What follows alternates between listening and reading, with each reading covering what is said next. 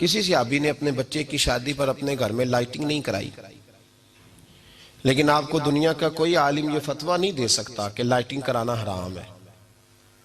आप शादी के मौके पे सारी गली सजा लो, आप सारी छतों पे लाइटिंग करा लो, कोई आदमी ये आपको फतवा नहीं दे सकता कि शादी के मौके पर लाइटिंग कराना जायज नहीं। कभी सुना है आपने किसी से? बोलिए, ये जायज है। जायज पैसे हैं तो ठीक, बल्कि मैं इससे आगे बढ़ता हूं, इससे थोड़ा और आगे जाता हूं।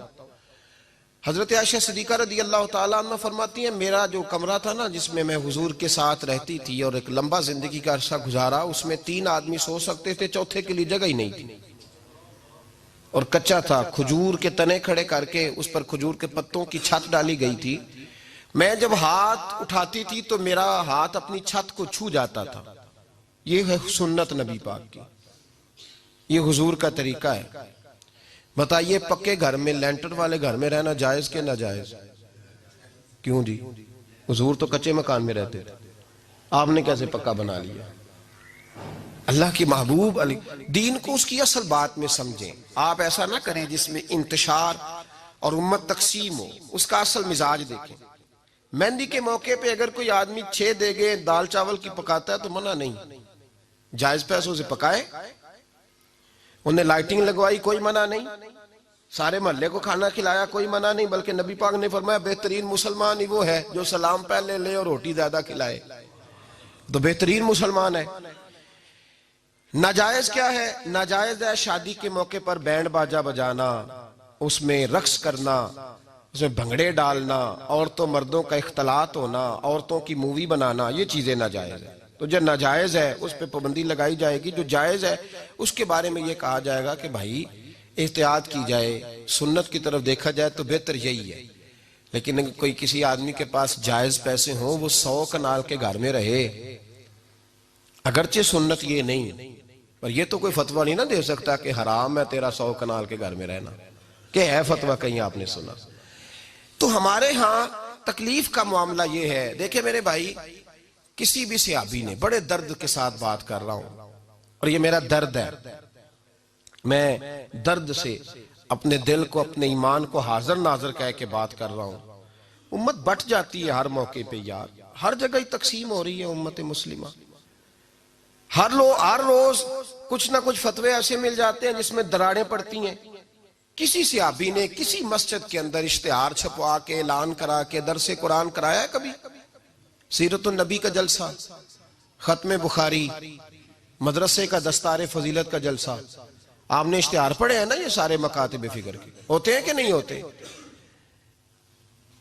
किसी सहाबी ने इस तरह, वो तो रोज दरसे कुरान देते थे, लेकिन इस तरह इश्तिहार छपवा के, पोस्टर लगा के, और मिस्र से किसी सहाबी को स्पेशल बुलवा के या यमन से बुलवा के मस्जिद के अंदर कभी दरसे कुरान के इज्तिमात कराए, सीरतुन नबी के जलसे, खत्म बुखारी के?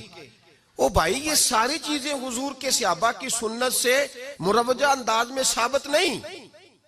मुझे बता मेरे भाई, मैं दर्द के साथ तुझसे सवाल करता हूं कि सीरतुन नबी के जलसे में तू पेशावर से मौलाना बुलाए, पिंडी से बुलाए, तू गुजरात और कराची से लोगों को बुला करके अगर सीरत का जलसा कराए और तू उसमें एक आदमी को कराची से बुलवाया जा रहा है तो तूने उसको 20,000 की टिकट भी दी और इश्तिहार पे भी जलसे पे खर्च हुआ, फिर लंगर भी पका, खाना भी तूने खिलाया, ना तुझे कोई बेवा याद आई, ना तुझे कोई मिस्कीन याद आया, ना तुझे कोई गरीब याद आया?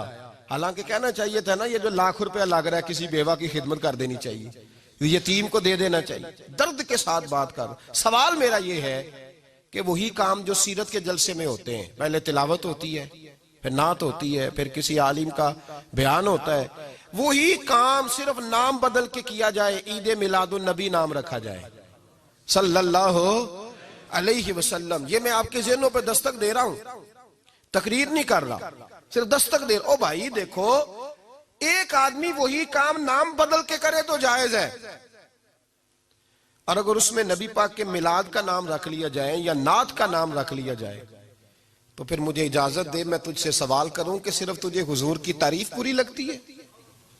फिर मुझे इजाजत दे कि मैं तुझसे पूछूं कि सिर्फ तुझे नात अच्छी नहीं लगती? फिर मुझे इजाजत दे कि मैं तुझसे पूछूं कि तुझे सिर्फ रसूलुल्लाह के कसीदे अच्छे नहीं लगते?